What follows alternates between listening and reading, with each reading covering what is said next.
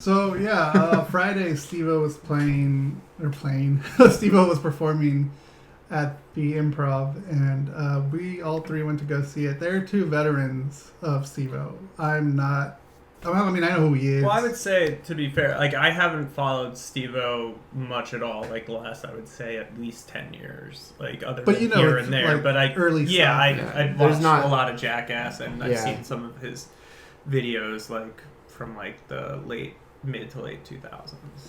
Yeah, I think I watched an episode and I just didn't like it. Of what? Jackass. I was like, yeah, this isn't for me. I still feel like if you watched it now, you'd be different, especially with some of the prank stuff that you watch on YouTube, because that's you gotta remember Jackass was on MTV, so like, it's not going to be anything too crazy. That's true. But yeah, so this was like my first go at seeing some raw, unedited footage of Steve-O doing those crazy ass stunts. And to be fair, I didn't know that that's what we were going to. Like, I just knew that he was doing comedy stuff, and we didn't see his other tour, and I just assumed this was him, like, at it again, or new material, or who knows. I have no idea. Because I do think that his first tour, while I do think he probably did some stuff on stage, I don't think it was this showing clips and stuff. It might have been, but I think it was more about maybe telling about his story of, like, sobriety and all this other stuff, and then adding comedy in between. So I think that's kind of what I was expecting. So I did sort of feel bad for Rick, because I know Rick is someone that hasn't watched any of the Jackass stuff or CKY stuff, and is a little, I don't know how I want to put it, his stomach and his eyes can't take some of the stuff. This is, like, to me, like, as graphic and everything as it gets. Yeah, and I can't say I was expecting it to be that sort of thing either. Like, I mean, I feel like it's one thing to watch clips like what we saw, like, in your own home, but I thought it was odd that we were seeing this, like, with a crowd, I wasn't expecting to get, like, essentially the equivalent of, like, the Steve-O DVD, not the Jackass DVDs, but, like, the Don't Try This at Home Steve-O DVDs and stuff, that sort of material, like, from his personal collection at the Improv with a bunch of people. And I think we should also mention our experience was quite tainted. I was going to get into that too. Yeah. So you want to take the lead? Sure. So we, there was two shows.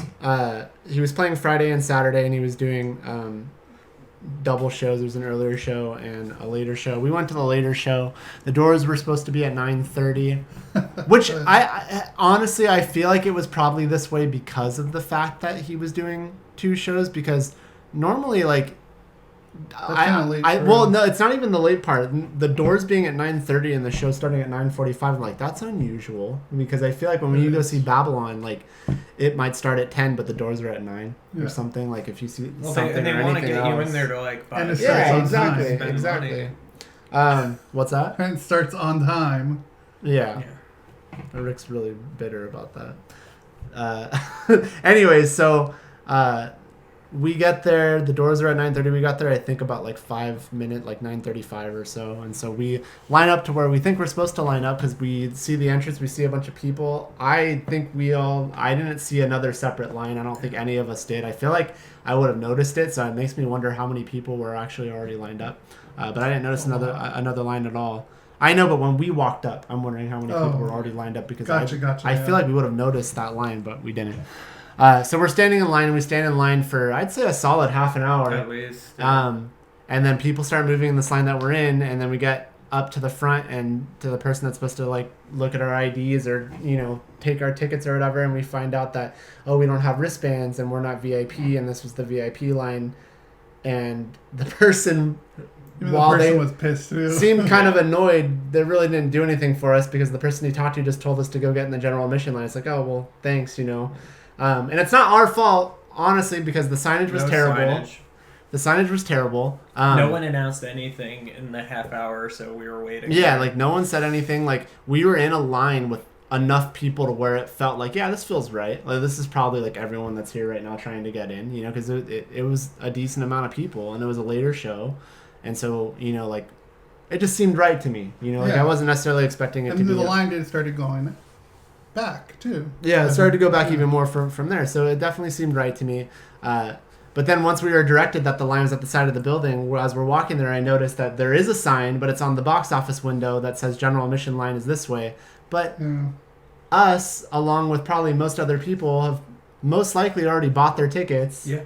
So we have no reason to go to the box office window, which it's not right in front of your face either. It's a little bit set to the left. So to our, to our disappointment, we go to the general admission line, and the line snaked all the way around the building, and it was really long. And I gotta say, for the Brea Improv, Brea improve your signage and line situation. Yeah, definitely.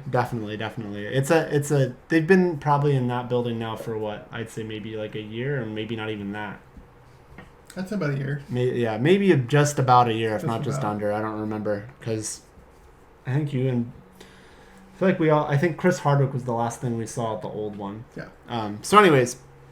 Maybe they're still ironing out the kinks. I have no fucking clue. But so far, my first experience there wasn't bad. The second experience, I'm just like, I think I prefer other improv locations better. But anyways, so instead of us having a decent spot at the show, we were all the way in the back. We weren't in the very back, though. We thought we were going to be. But it would have been nice if that was the case. Yeah, that would have been nice. But then there was even more people that lined up behind us. And by the time we get in, needless to say, we are essentially, at the far back of the theater. Which, like... I could have lived with.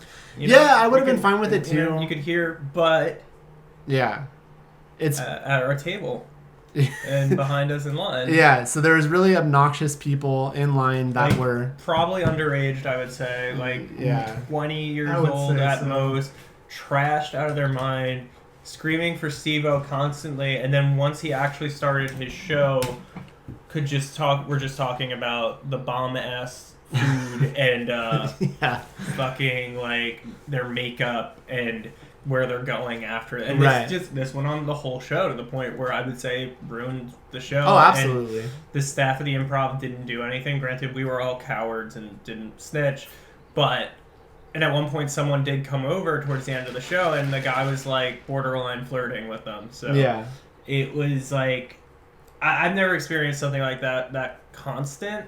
And like Steve-O is yelling at people very early in his set to like shut the fuck up. Yeah.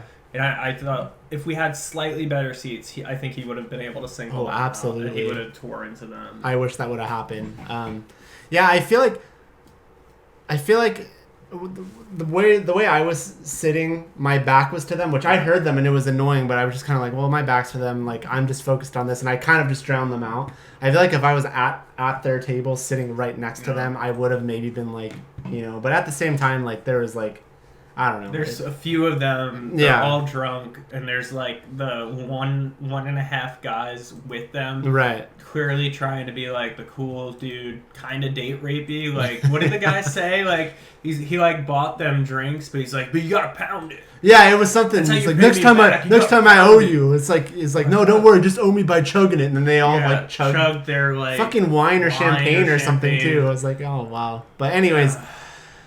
I thought this could have been something that would have been sort of fun, but I think the whole experience is a little ruined just by the improv itself. The whole line thing was kind of annoying, and then it didn't help that we had these people. And like they have to have some accountability though, because it's just like it's distracting for the performer and people there. Yeah, people are talking the whole show, and like they came over within a second when that dude pulled out his phone in the same group. Oh, I didn't see it. They came over very quickly and shut that down. But like they had no problem with them just bullshitting like they were at like fucking Olive Garden or something. See, but even that, especially with how obnoxious they were being, kind of annoys me. I didn't know that about the phone thing, but they kept stressing, if you pull out your phone, you're out of the show. They actually said that. Should have been kicked out. And so, they didn't do their job. Yeah, the guy, he came up to him and was like, you have to go in the hallway if you're doing that, strictly enforced. And they fucking listened. So like maybe if they just said, hey, shut the fuck up. There's a show going on that people paid money for and waited a very long time. Yeah, I mean, talking as loud as we probably are right now. Like, you weren't even trying to hide it. Louder. It wasn't discreet. And once again, it was almost exclusively about shit that had nothing to do with the show, too. Mm-hmm. It wasn't like the thing where sometimes you're at a movie and at least the people who are annoying and talking are kind of talking at the movie like, oh, that character's a fucking idiot. Their conversation had nothing to do with what the fuck was going on. No, they were talking about... like, fucking go to a fucking restaurant. Yeah, they were talking about where they were going to go, and then, like, the one girl really wanted to leave, and they sort of left early, but then I think they got in the line to get a picture with him. Fucking assholes. Yeah. Hope something very bad happens to them. Yeah. Steve was probably like, oh, what do you guys think of the show? And they could be like, oh, I don't fucking know. We just talked to each other the whole time and weren't paying attention. But part of me wanted to get in line just To like shun them. Just to fucking assholes, man. Yeah. So anyways, yeah, the night I think was kind of marred by that stuff. And like I All feel of like it. yeah, and I feel like I can't honestly say like I can to some extent, but like I feel like my opinion of the show is definitely tainted because I think so, too. It was a bad experience due to outside forces. So yeah, I feel the same way. And then I mean, I know you said that being at the back you would have been okay with, and I guess I would have been too. But then I would for have been me, more okay with than I guess it's the talking, man. What annoys me though, and this is again just my rant on venues in general, but I just think it's so dumb how at a lot of these venues, the majority of the seats, at least at improvs or whatever, you're facing this way, it's and like the stage is this table way, going the other direction. Yeah, and so that makes no sense. And so when you're in the very back, it is tough to see between all the heads and everything if you do want to see, and you are pretty far back. So I just feel like if we were maybe a little bit closer, weren't around so many annoying people, if the signage was good and actually told us where to line up, it would have been okay. It would have been a better experience. Rick probably would have even I don't think Rick had a bad time, but maybe Rick would have just been more prepared for some of the shit he was about to see and would have been less annoyed. His show and stuff, whatever, like, that was great. That was fun. I laughed, whatever, how gross it was. It was cool. My bad experience was the long wait, the annoying people, the wrong lines, and the bad management. Because that put me in the mood before the show even started. Like I said, I was down to drink a little bit, and then when it was time to I don't even fucking want to do that. We each had a beer with dinner, expecting like, all right, there's a 2-drink minimum. The show's gonna start like within an hour, so why not have a drink with dinner? And then to have like almost 2 hours, we're gonna probably close to 2 hours go by between when we're even able to order. Yeah. Thankfully, they didn't seem to enforce the 2-drink minimum. So there was that. Yeah. I had one $8 Bud Light. It's insane. That is insane. That was not even in a pint glass. It was in like a 12-ounce glass. Yeah, I don't know. It was fine, but I don't know. So Rick, I guess that was your taste into the world of Steve-O. But that's Steve-O like without a leash, you know? The most like I've seen of Steve-O was like he was on the YouTube Red series that I watched.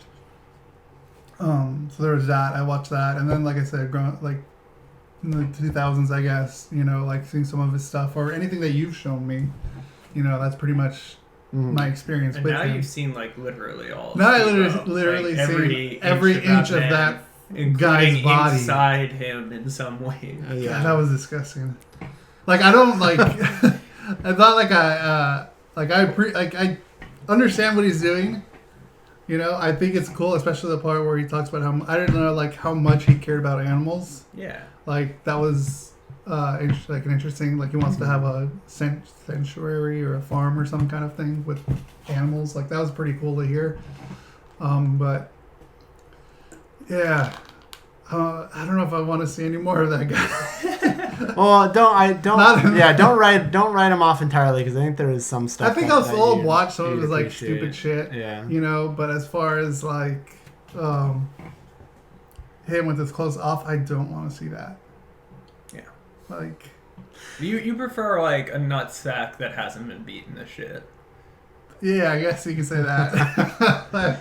Cheesy Plays is here. Ash is He's here, and Ash is here too. I saw that you said hi to her. I was just taking a moment. Hello, Ash. Thanks for joining us. Cheesy is here, and his dick is hard. Rick's dick is kind of hard too, but he like mistyped 869 and put 89. Why is 89 in the chat? Yeah, why is 89 in the chat? What's an 89? Rick. It's the shortcuts for the camera. I just kept seeing that. So you and your shortcuts, Rick. Yeah. So, anyways, the Steve-O thing. It wasn't his fault. It's just like for the most part, it was enjoyable. I left kind of being annoyed. Yeah. It was cool to hang out with you guys, and that was about it. And also, like, we also, for what it's worth, not that like it would have mattered, but like, we got back really late too. Mm-hmm. I was still on East Coast time, so it was like for out you till like 5 a.m. Yeah. Me. But yeah. Because the show I don't even think started till almost 10:45. Yeah, easily. Like, and because he wanted to say hi and meet everyone. Yeah, which is totally cool. But I just wish the improv would have managed that. Just let us inside the, let us get to our table and waste money on their shit. I know. Which, like, on one hand, would have sucked, but on the other, like, we would have been having a good time. And See, I don't really blame that on Steve-O because I don't, not at all. I'm not going to go the direction I think you're going to go in, which I appreciate that too. I blame that on the improv because I know that when we saw Babylon, Steve-O, I was telling you this too, Steve-O did his stand-up before Babylon, and we got in onto Babylon right when we were supposed to, and Steve-O, I know, was still going to be, like, his line was outside, where he was going to meet people. And then I blame this on this improv too, because I know when we were standing there waiting, yes, people were still coming out, but I walked in and went to the bathroom. And when I walked in and went to the bathroom before we got in, I looked around, like, I didn't see Steve-O at a table. Like, not that I knew to look, but there was nothing happening.